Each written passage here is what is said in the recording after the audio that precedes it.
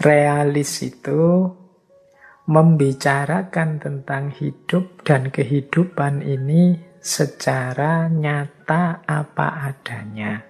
Tidak didramatisir-dramatisir, tidak dilebih-lebihkan, ya dipotret kenyataan apa adanya. Baik kenyataan lahiriah yang kelihatan maupun kenyataan batin tokoh-tokohnya. Jadi kalau teman-teman membaca novel-novelnya Dostoyevsky itu kelihatan nanti tidak ada orang itu yang sempurna, baik hati 100%, atau orang yang jahat total, yang sama sekali perbuatannya 100% kegelapan.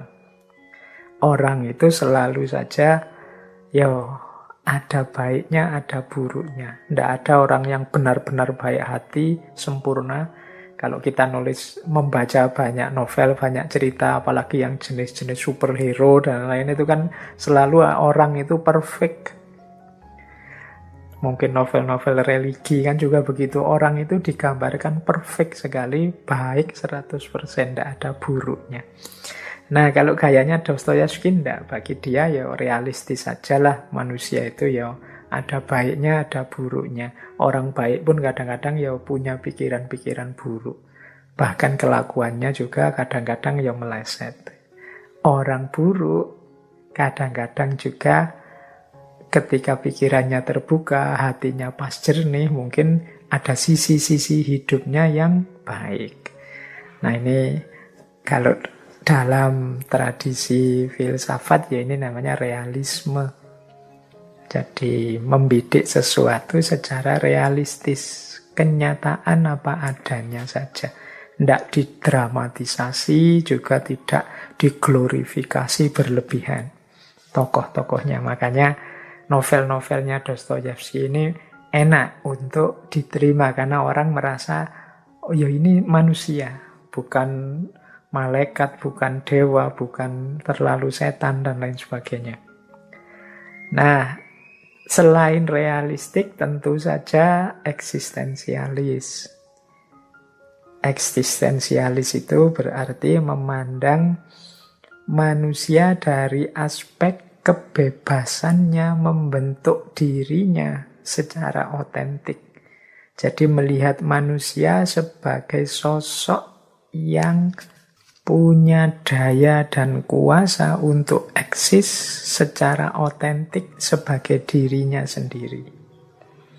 Dalam tradisi eksistensialis seperti saya jelaskan minggu lalu, manusia itu kan hakikatnya terletak pada bagaimana dia membentuk dirinya. Dia tidak punya kodrat bawaan. Jadi manusia itu makhluk yang bebas mewujudkan dirinya, ingin jadi apa. Nah, ini namanya eksistensialis. Asumsi paling dasarnya tentu saja kebebasan. Jadi ini menurut saya dua ciri yang paling kuat dari pikiran-pikiran yang terungkap dalam novel-novelnya Dostoyevsky. Jadi sastra novel yang realistik dan juga eksistensialis.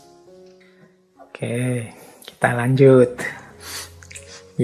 Teman-teman santai saja, dinikmati pelan-pelan. Semoga yang saya sampaikan bisa dipahami. Kalau enggak diulang-ulang saja, enggak apa-apa. Kalau masih enggak paham diulang-ulang mungkin bisa nambah referensi ke sana kemari. Kalau masih belum paham juga mungkin memang belum rezeki. Ilmu itu kan juga jenisnya rezeki juga, anugerah dari Allah juga. Nah, sekarang isu-isunya secara umum. Novel yang jenisnya realis dan eksistensialis tadi secara umum mengangkat isu-isu eksistensialisme. Di catatan saya, isu-isu eksistensialis itu setidaknya ada 6. Yang pertama, absurdnya hidup ini. Yang kedua, faktisitas. Yang ketiga, otentisitas. Yang keempat, yang lain. Yang kelima, kegelisahan. Dan yang keenam, krisis. Nah, yang pertama absurditas.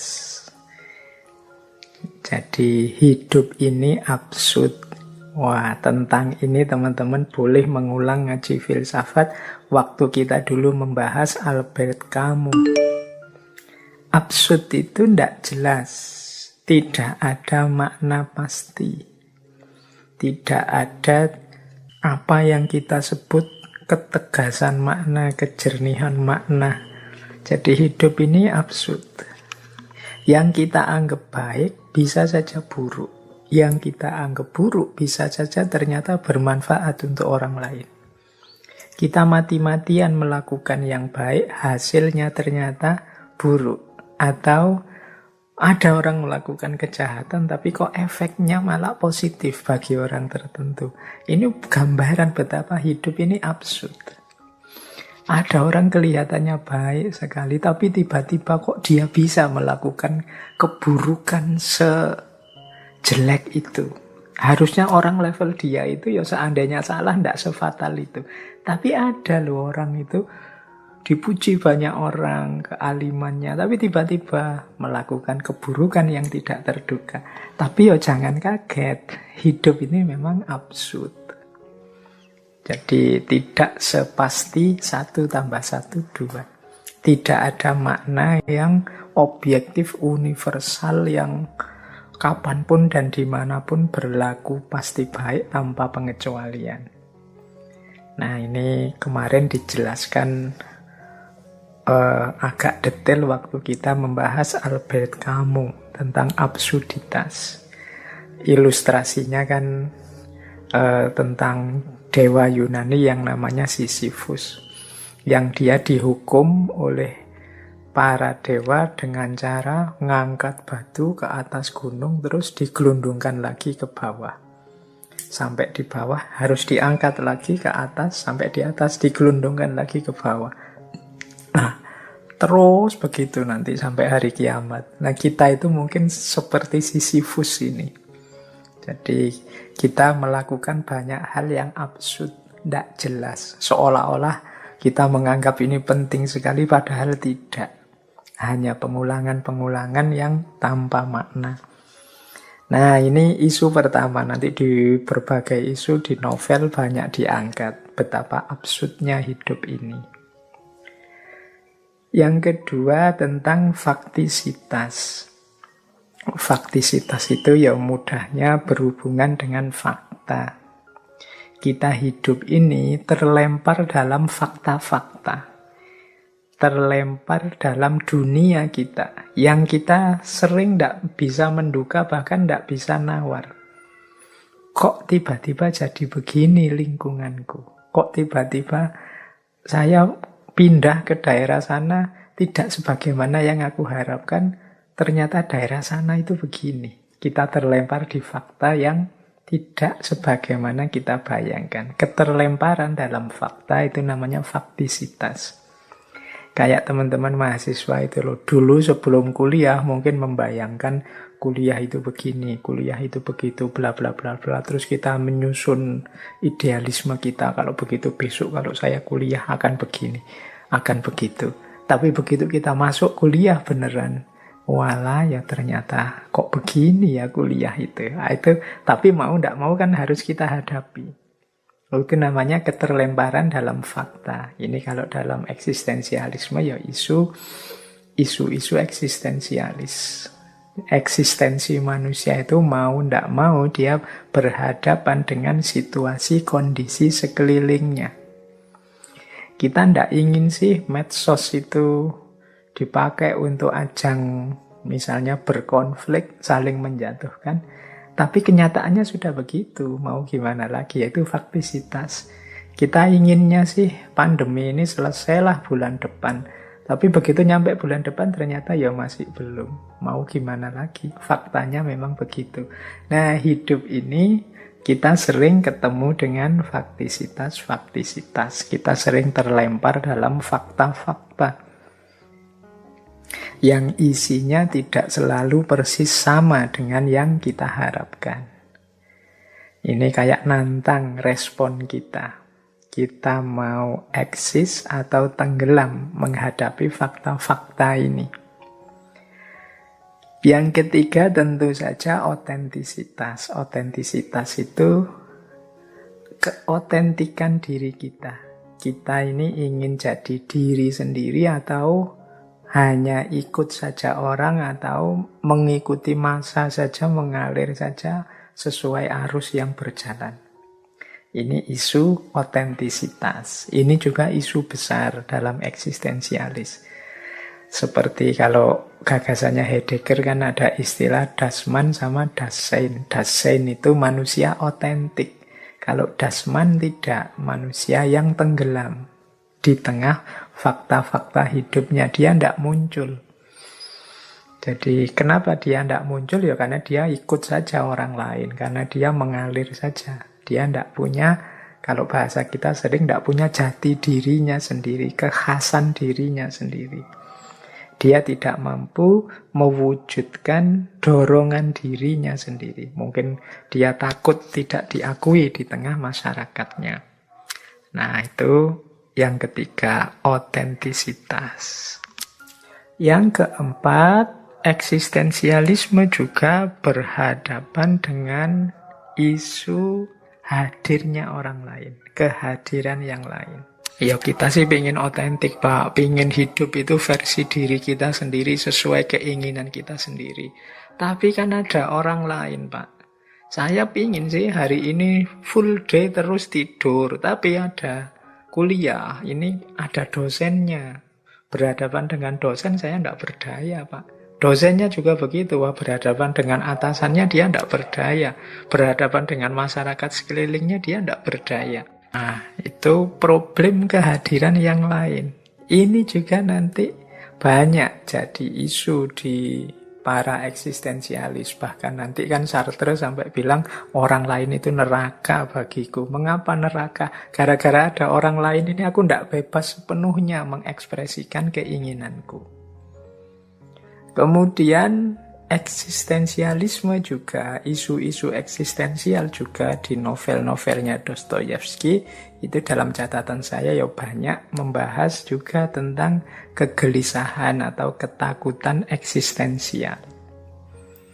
Manusia yang gelisah takut tidak diakui orang lain, takut keberadaannya hampa, tidak ada maknanya, takut hidupnya sia-sia. Ini ketakutan eksistensial. Takut belum jadi apa-apa kok terus mati misalnya. Itu ketakutan-ketakutan eksistensial.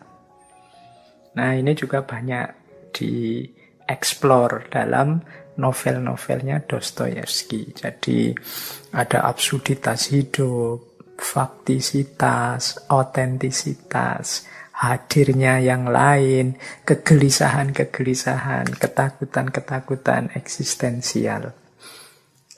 Nah, yang paling tampak dalam novel-novelnya Dostoyevsky itu menurut saya ya bagian krisis eksistensi atau krisis eksistensial. Ini kita mungkin juga sering mengalami krisis ini. Jadi krisis eksistensial itu ketika seseorang berada dalam kondisi tidak nyaman, merasa tidak sreg, tidak pas, tidak puas dengan pilihan-pilihan hidup atau makna-makna hidup yang sekarang dimiliki. Jadi ini namanya krisis eksistensial. Dalam catatan saya, krisis eksistensial ini sering dialami oleh anak-anak muda. Jadi pilihan-pilihan hidup, tawaran-tawaran makna yang sekarang dia pegang itu menurut dia tidak cocok, tidak sesuai dengan keinginannya. Mau ditinggal bagaimana, mau tetap dipegang kok tidak cocok. Terjadi krisis-krisis. Ada beberapa hal yang membuat lahirnya krisis eksistensial ini dalam diri seseorang. Yang pertama biasanya adalah tentang kebebasan dan tanggung jawab. Jadi manusia itu kan kalau dalam eksistensialisme diasumsikan dia bebas. Tapi dia juga dituntut untuk bertanggung jawab terhadap pilihan-pilihan bebasnya.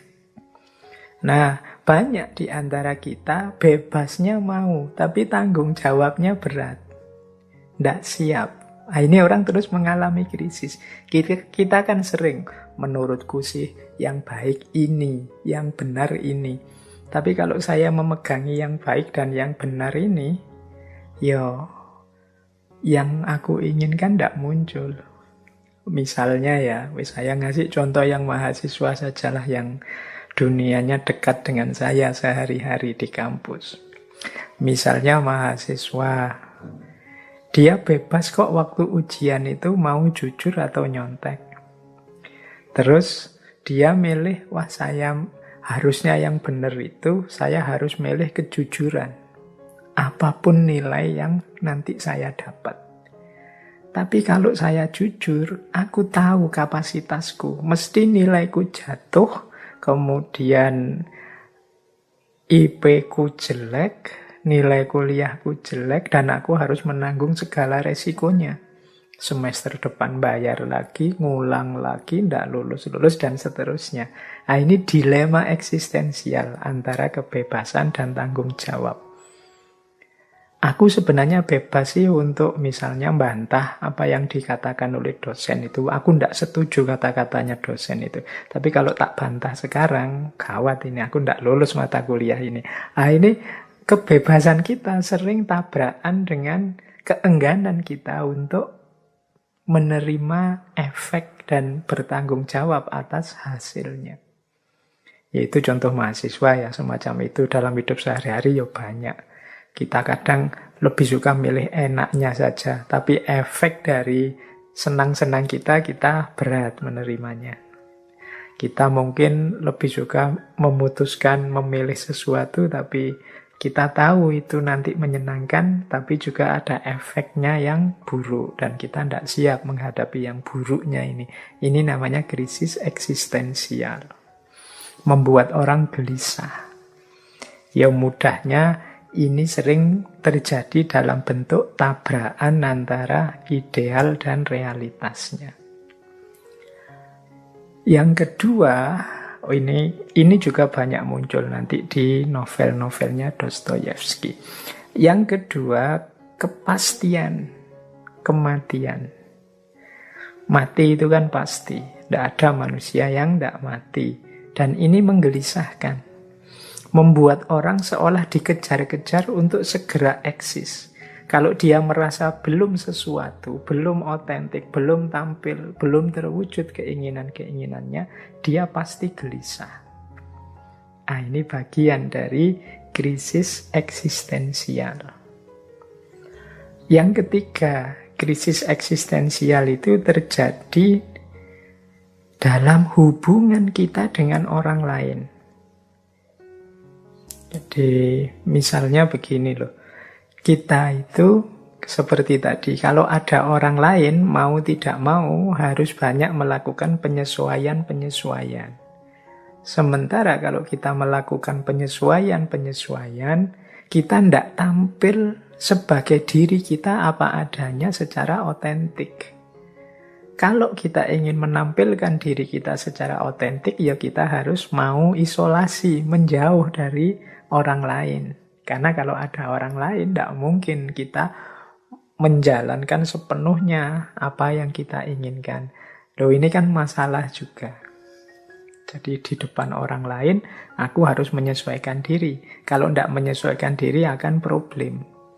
Sementara keinginanku mungkin akan terpenuhi kalau aku menjauh dari orang lain. Tapi kalau aku menjauh dari orang lain, tidak mungkin juga, wong hidup ini membutuhkan orang lain. Nah, ini krisis eksistensial juga. Aku harus berdiri sendiri, mengisolasi diri dari orang lain, tidak terlalu banyak bersentuhan dengan orang lain. Ataukah, ya sudah, aku mengorbankan beberapa kebebasanku demi bisa dekat dan berhubungan dengan orang lain. Nah, yang sering juga jadi sumber krisis eksistensial adalah makna hidup. Jadi banyak orang yang gelisah mencari makna hidup. Banyak orang yang ingin hidupnya bermakna, maka dia mencari ini makna hidup yang pas untukku ini apa. Kadang-kadang tidak ketemu-ketemu. Mungkin sampai dewasa, bahkan sampai tua juga tidak nemu makna hidup ini yang pas, yang cocok. Akhirnya dia cemas, akhirnya dia takut. Terjadi tadi krisis eksistensial. Nah, jadi itu antara lain ya gambaran-gambaran krisis eksistensial yang banyak juga kita temukan dalam novel-novelnya Dostoyevsky. Jadi novelnya Dostoyevsky ini genrenya adalah realisme eksistensial. Ya, realisme berarti memotret fenomena apa adanya, baik fenomena lahir maupun fenomena batin, dan fokus pada eksistensi manusia. Fokus pada eksistensi manusia berarti bagaimana manusia membentuk dirinya, bagaimana pergumulan manusia mewujudkan dirinya. Dengan isu-isunya tadi, absurditas hidup, faktisitas, otentisitas, hadirnya yang lain, ketakutan atau kegelisahan eksistensial, dan juga termasuk krisis-krisis eksistensial.